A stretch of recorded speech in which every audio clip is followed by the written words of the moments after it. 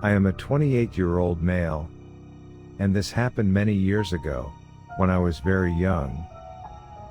To give you an idea of the layout of our house back then, the living room has multiple windows that directly look out onto the back garden. There's a big gate in our driveway to stop anyone from getting in.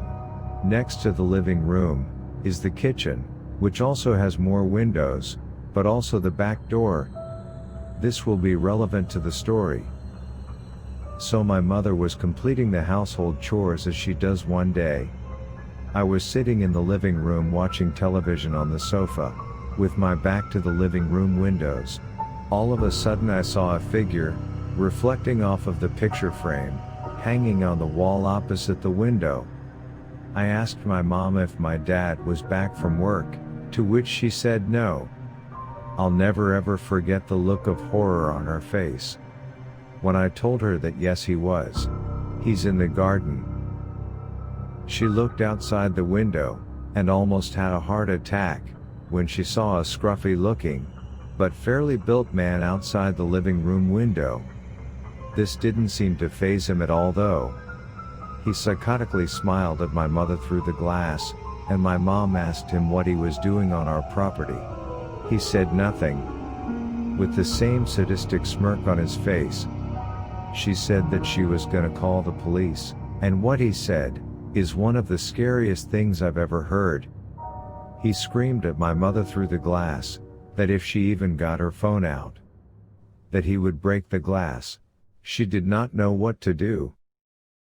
She paused and tried to rapidly think of what to do next. How to keep us both safe.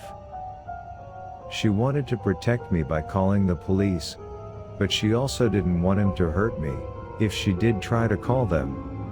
As soon as he saw that she was terrified, he ran for the back door. Luckily that was locked because my mom has always been a paranoid person, so she always locks the doors. He screamed at her to let him in, or if she didn't need to find a way in and kill us both. My mother told him to fuck off, which enraged him, and he pulled out a pocket knife and began bashing hard on the windows. I was still oblivious to what was happening, as I just thought I was my dad. I was very young. My mom frantically grabbed me, and I don't mean picked me up. She literally grabbed me off the sofa and booked it up the stairs. We were backing up in the upstairs hallway, looking for anywhere to hide, when my mom's younger brother popped out of his room with his headphones on.